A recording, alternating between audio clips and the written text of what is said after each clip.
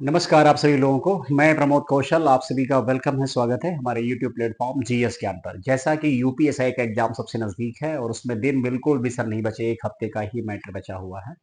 और ये मान के चलिए कि जितना भी आपने पढ़ा हुआ है उसको मैक्सिमम सिर्फ रिवीजन करके जाओ आप। ठीक है, अब कुछ नया पढ़ने की नीड नहीं है। फिर भी अभी आपने 1 साल 2 साल से देखिए, कोई ऐसा भी व्यक्ति नहीं है जो पुलिस की तैयारी करने 2 महीने से आया। लमसम लोगों का माइंड सेट होता है, यूपीएसआई है, थोड़ा उसका लेवल होता है। तो जाहिर सी बात है कि पॉलिटी और कॉन्स्टिट्यूशन का ज़्यादा उसमें रोल रहेगा। बाकी तो जीएस में जितने विषय हैं सबका एक एक दो दो क्वेश्चन तो रहेगा रहेगा। अब ये 15 मार्च को जो पहला 14 मार्च को जो पहला पेपर होगा, ठीक है, तो उसके बाद एक जानकारी आपको एग्जैक्ट थोड़ा सा मिल पाएगी कैसा चल रहा है। लेकिन उसके बाद एक ही पेपर और होगा, यूपी जो लेखपाल होना है उसकी भी डेट आ गई 21 मई। और इस बार एक ही दिन पेपर होगा, मतलब फर्स्ट एंड सेकंड शिफ्ट ना, 2 शिफ्ट में वो लोग मतलब करवा लेंगे। अब मान के चलिए कि 366 लाख, मतलब 3 पॉइंट, यानी आप ये समझिए कि 3,66,712 बच्चे क्वालिफाई हुए हैं। तो ये भी एक डेट आ गई है, मतलब कहने का लगे रहिए भाई। ऐसे बहुत सारे बच्चे रहते हैं जिनकी थोड़ी फिटनेस सही है, वो पुलिस में भी अपना करते अप्लाई, पुलिस का के अलावा लेखपाल है और बहुत सारे एग्जाम में ट्राई करते हैं। एएलपी की बहुत सारी पोस्ट आई, असिस्टेंट लोको पायलट। तो लगे रहिए, संघर्ष करते रहिए, आज नहीं कल कहीं ना कहीं तो चीजें वो आपको मिलेंगी मिलेंगी। अभी देखा होगा यूपीएससी का रिजल्ट आया, संघ लोक सेवाएं, उससे बड़ा तो कोई एग्जाम होता नहीं है। तो उसमें भी आप सब लोगों ने थोड़ा देखा होगा, पढ़ा होगा किस प्रकार के लोग संघर्ष करते हैं। और कहते हैं निरंतर संघर्ष करते रहिए, रुकना नहीं है। आइए बात करते हैं यूपी जो है तो एसआई को लेके। इसी में ये जो फंडामेंटल राइट है, यानी मौलिक अधिकार। अब जैसे कोई पहली बार ही पॉलिटी पढ़ रहा है, उसके तो घर एफआर क्या है, ये क्या है, अब अजीबो गरीब खेल फेल होगा। लेकिन अगर थोड़ा सा पढ़ने वाला है तो हमें नहीं लगता उसको कोई प्रॉब्लम होनी चाहिए कि एफआर क्या है ना। तो फंडामेंटल राइट है, मौलिक अधिकार है। क्या होते हैं मौलिक अधिकार, ये सब बताने का कोई मतलब अभी नहीं है। अब तो सिर्फ एग्जाम नजदीक है तो 2 4 वीडियो और ऐसे कुछ मिल जाएंगे, क्योंकि रिवीजन कर लीजिए आप फटाफट ना। तो पॉलिटी कॉन्स्टिट्यूशन का ज्यादा रोल है और अच्छा रहेगा, आपको आइडिया रहेगा ना। तो भारतीय संविधान की देखिए ये, कि जो भारतीय संविधान के किस भाग को भारत का मैग्ना कार्टा कहा जाता है, यही पूछा जाता है, मोस्ट इंपॉर्टेंट है। तो चूंकि फंडामेंटल राइट जो है वो संविधान के भाग 3 में आते हैं, इनका जो डिस्क्रिप्शन दिया गया है, जैसे संविधान में भाग हैं, ठीक है, तो उस भाग के अनुसार जैसे भाग 1, भाग 2, भाग 3, भाग 4, पार्ट 1, पार्ट 2, पार्ट 3, तो हर पार्ट में कुछ ना कुछ दिया गया है। तो पार्ट 3 में फंडामेंटल राइट की बात कही गई है। और इसके अलावा ये फंडामेंटल जो राइट है ये अमेरिका से लिए गए हैं, यूएसए से लिए गए हैं, क्योंकि हमारे देश का जो संविधान है वो कई देशों की मदद से बनाया गया है ना। तो ये भी पूछा जाता है कौन किस देश से लिया गया है। अच्छा, इनके अलावा एक क्वेश्चन और बहुत बढ़िया है। ये कह रहे हैं कि मूल संविधान में कितने मौलिक अधिकार थे। ये जानना जरूरी है कि मूल संविधान क्या है, वर्तमान संविधान क्या है। ये मूल संविधान मतलब जब संविधान हमारा बना था उसमें मौलिक अधिकार की संख्या कितनी थी, तो उसमें इसका आंसर हो जाएगा 7। अगर पूछता है प्रेजेंट में कितने हैं, तो फिर 6 हैं। इसका मतलब एक मौलिक अधिकार को हटाया गया है। वो भी क्वेश्चन अभी आगे चल के आपका आ जाएगा। तो ध्यान देना है, यहाँ मूल संविधान का मतलब सीधा सीधा है 26 जनवरी 1950, जब संविधान हमारा लागू हुआ है।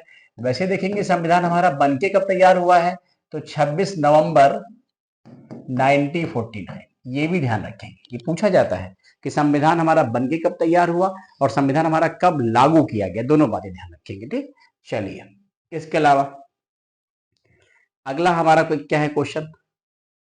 अगला है कि वर्तमान में भारतीय नागरिकों को कितने मौलिक अधिकार प्राप्त हैं। वर्तमान मतलब ये जो आज का समय है, आज के समय में मौलिक अधिकार जो है वो 6 है।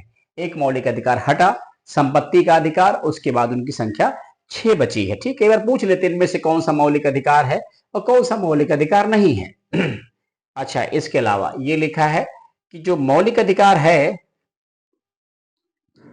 ये संविधान के किस अनुच्छेद से किस अनुच्छेद तक वर्णित है। मतलब सीधा सा मतलब पूछ रहा है कि किस आर्टिकल से किस आर्टिकल तक मौलिक अधिकारों को समझाया गया है। तो अगर आपको भाग 1 याद है तो 1 to 4, नागरिकता याद है तो उसमें 5 से 11, और अगर आपको फंडामेंटल राइट की बात करें तो 12 से 35। ठीक है, जैसे लेखपाल में क्वेश्चन आया था, लेखपाल के पेपर में पूछा गया था कि जो डीपीएसपी है वो संविधान के कितने अनुच्छेद से कितने अनुच्छेद तक है, तो 36 से 51 हो जाएगा ना। ये ध्यान रखेंगे, ये गलत है। 51 में फंडामेंटल ड्यूटी है, 36 से 51 में आपके क्या आते हैं, इसमें आपके आ जाते हैं, 36 से 51 में आपके आते हैं डीपीएसपी। क्वेश्चन नंबर 5 क्या है, 5 है कि भारतीय संविधान में मौलिक अधिकार किस देश से लिए गए ना, तो ब्रिटेन है, अमेरिका है, सोवियत संघ, कनाडा। अब ये उनको प्रॉब्लम करेगा जिनको कुछ नहीं पता है, और इतना तो विद्यार्थी पढ़ लिया है तो उसको प्रॉब्लम ऐसी होनी नहीं चाहिए, पढ़ने वालों का ही सिलेक्शन हो जाता है। America is the right answer. इसके अलावा अगला क्वेश्चन क्या है, ये मोस्ट इंपॉर्टेंट है, कई बार आता है। मौलिक अधिकारों का निलंबन कौन कर सकता है? निलंबन मतलब मौलिक अधिकारों को सस्पेंड कर दिया जाए ना, तो ये तो सस्पेंड करने का अधिकार किसको है? वैसे भी इमरजेंसी के वक्त ही सस्पेंड कर सकते हैं, ऐसे तो सस्पेंड नहीं करेंगे। संसद को है, राष्ट्रपति को, पीएम को, सर्वोच्च न्यायालय को। मतलब कहने का राष्ट्रपति इज द राइट आंसर। ठीक है, ये ध्यान रखेंगे, president is the right answer. और उसमें कुछ मौलिक अधिकार ऐसे हैं जो सस्पेंड ही नहीं होते, किसी भी केस में नहीं होंगे। ठीक है, ये भी जरा कमेंट करिएगा कौन से वो हैं। इसके अलावा मौलिक अधिकारों के बारे में सुनवाई करने का अधिकार किसको है? यानी अगर किसी के मौलिक अधिकारों का उल्लंघन हो जाए, हनन हो जाए, तो वो सुनवाई करने का अधिकार किसके पास है? सर्वोच्च न्यायालय, उच्च न्यायालय, प्रधानमंत्री, या चौथा ऑप्शन है ए और बी दोनों। तो इसका राइट आंसर क्या हो जाएगा? ये दोनों सही है ना, ए और बी। इसमें पीएम का कोई मतलब ही नहीं है, पीएम तो कार्यपालिका का प्रमुख है। संविधान का रक्षक किसे कहा जाता है? संविधान का रक्षक किसे कहते हैं? यानी who is the custodian of the, ठीक है, who is the custodian of the fundamental right. या संविधान का रक्षक या मौलिक अधिकारों का जो रक्षक है किसे कहा जाता है? संविधान का रक्षक, मौलिक अधिकारों का रक्षक, सबका रक्षक कौन है? ये डी सही हो जाएगा। सर्वोच्च न्यायालय और उच्च न्यायालय, डिस्ट्रिक्ट न्यायालय से कोई मतलब नहीं होता है, तो दोनों सही है।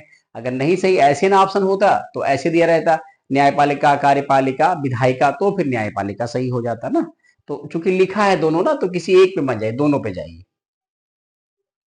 मौलिक अधिकारों का प्रमुख उद्देश्य क्या है? ये क्या मतलब, किस उद्देश्य से लाए गए? न्यायपालिका की मतलब फ्रीडम से कोई मतलब नहीं है, समाजवादी ढांचा मतलब नहीं है, व्यक्तिगत स्वतंत्रता की को सुनिश्चित करना। ठीक है, इसके लिए इनका बेस पॉइंट बनाया गया है। मौलिक अधिकारों को का प्रमुख ऑब्जेक्टिव क्या होना चाहिए ना।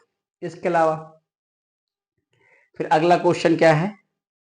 44वें संविधान संशोधन, मोस्ट इंपॉर्टेंट, मैंने कल भी कहा था। 44 CA 1978 द्वारा कौन सा अधिकार हटाया गया? समानता का अधिकार, स्वतंत्रता का अधिकार, संपत्ति का अधिकार, शोषण के विरुद्ध अधिकार। ये तो सारे हैं, ये है, ये हटाया गया, याद है? ये आर्टिकल 31 में था, इसको हटा दिया गया ना 44 CA को। समझ रहे हैं इस बात को? तो ये हटा। ठीक है, अब ये जो आपका संपत्ति का अधिकार है, ये एक प्रकार से क्या हो गया? लीगल राइट हो गया, कानूनी अधिकार है, ये भी पूछा जाता है। संपत्ति का अधिकार कैसा अधिकार? तो मौलिक अधिकार की बजाय अब ये लीगल आपका हो जाएगा ना। इसके अलावा अगला क्वेश्चन क्या है? विधि के समक्ष समानता का अधिकार अनुच्छेद 14 कहां से लिया गया है? America, Britain, Ireland, Japan. आप ऐसे कमेंट भी कर सकते हो, कल एक विद्यार्थी ने कमेंट किया था, उसको धन्यवाद, करना भी चाहिए। ठीक है, तो इसका राइट आंसर क्या हो जाएगा? ब्रिटेन हो जाएगा ना। ऐसे क्वेश्चन थोड़े डिफरेंट भी हो सकते हैं, या आपको नहीं पता। जैसे ये क्वेश्चन तो हमें लगता है कम से कम हजारों बार आया होगा, इसकी तो बिल्कुल फ्रिक्वेंसी ही टूट चुकी है ना। भारतीय संविधान का कौन सा अनुच्छेद अस्पृश्यता, अनटचबिलिटी का अंत करता है? 16, 17, 18। समानता के अधिकार में आता है तो 17 सही है ना। B is the right answer, B is the right answer. Article 13, अनुच्छेद 18 का संबंध किससे? से बहुत सारा आप मतलब पढ़ सकते हैं। तो 18 किसका बात करता है? शिक्षा का अधिकार गलत, उपाधियों का अंत, समानता, शुद्धता, ये B is the right answer, उपाधियों का अंत। ठीक है, एबॉलिश द टाइटल्स। वो अंग्रेजों के समय पर, जैसे आप लोगों ने पढ़ा होगा, वो देते नहीं थे खान बहादुर, ठीक है, ऐसे जो वो लोग देते थे टाइटल, वीर बहादुर, इस तरीके के, या कुछ ऐसे वो अपनी नाइटहुड की उपाधि दी उन्होंने।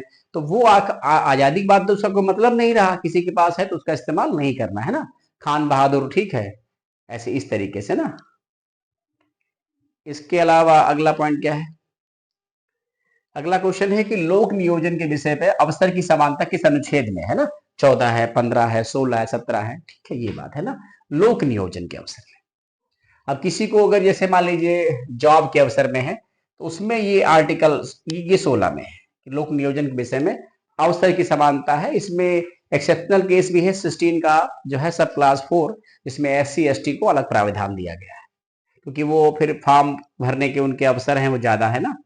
तो आप सोचेंगे ये कैसे पॉसिबल है?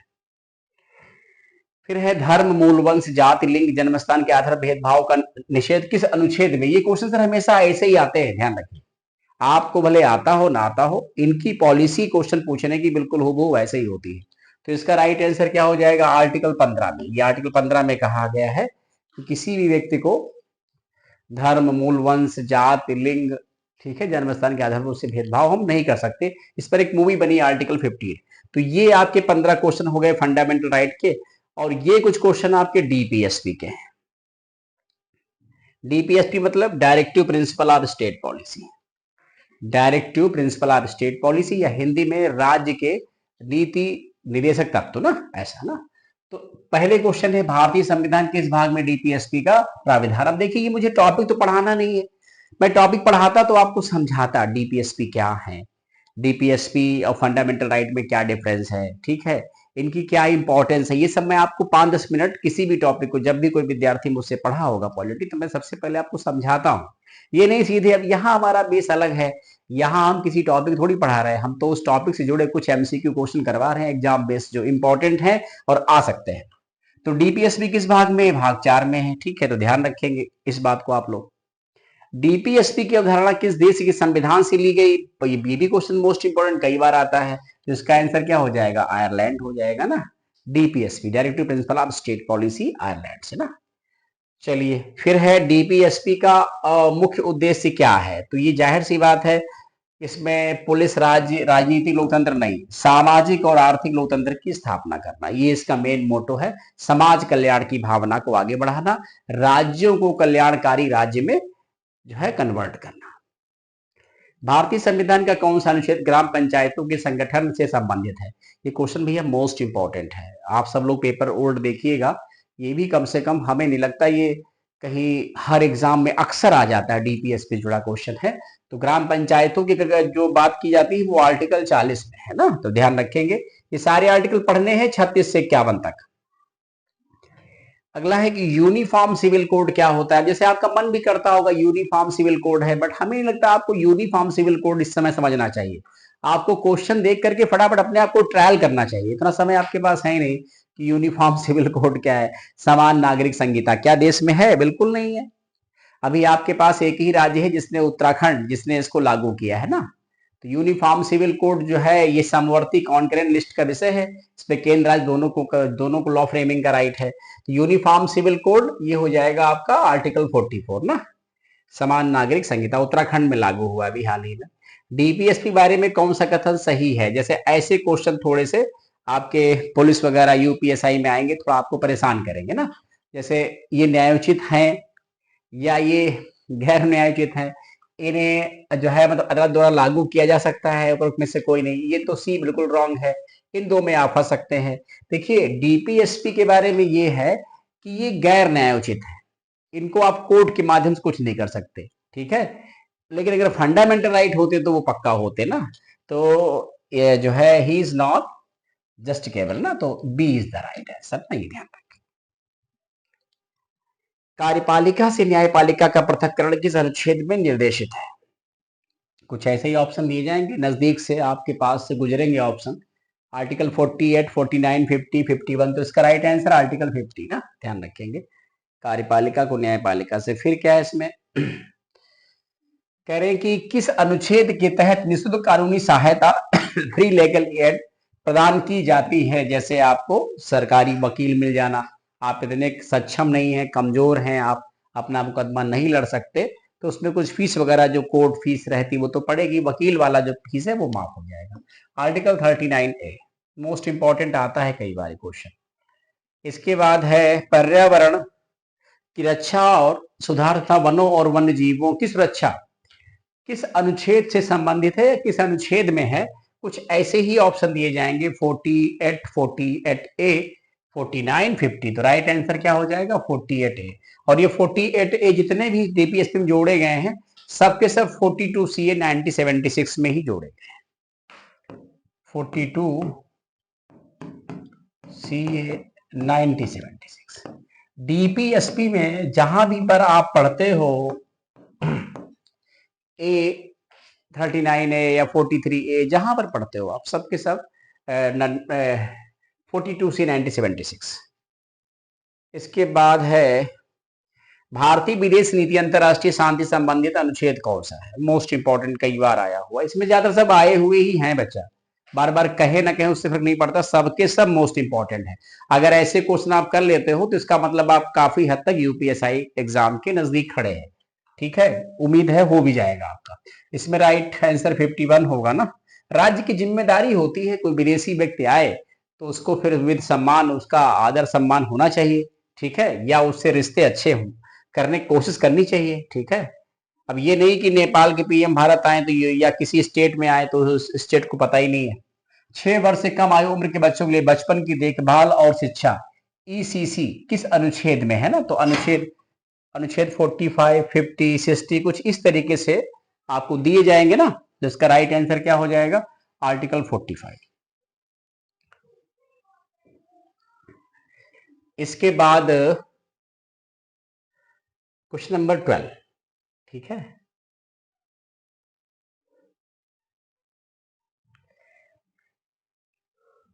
कह रहे हैं कि राज्य के नीति निदेशक तत्व को भारतीय संविधान की अनोखी विशेषता किसने कहा था? B R Ambedkar, Jawaharlal Nehru, doctor Rajendra Prasad, K M Munshi, चारों के चारों दिग्गज हैं और सबका संबंध जो है संविधान सभा से भी है। तो किसके बारे में जाएंगे, क्या सही होगा ना? तो इसका right answer B R Ambedkar के साथ। देखिए, अगर कोई प्रश्न पढ़ते हो आप, देखिए हम भीड़ का बच्चा तो हिस्सा नहीं बन पाए, जहां पर हजारों लोग खड़े हैं, वो क्या दे रहे हैं क्या नहीं दे रहे हैं, सिलेक्शन तो लिमिटेड लोगों का ही होगा। देखिए यूपीएससी में आप सभी लोग जानते हैं सिर्फ सीरियस विद्यार्थियों का ही होता है। आप बता दीजिए किसी भी कोचिंग ने, यूट्यूब ने कॉमेडी बाजी की हो और कॉमेडी बाजी करके उसने कहा हो मैंने एक बार, वो प्रीलिम्स तो आपका करवा सकता है, मेंस नहीं करवा पाएगा। मेंस में कॉमेडी नहीं चलती, वहां आप सीरियस होंगे, अच्छा लिखेंगे, अच्छी नॉलेज है आपकी, निरंतर अभ्यास है, आपका प्रैक्टिस है, तब तो आपसे क्वालिफाई होगा। अदरवाइज कभी भी ये सपना सपना ही रहेगा।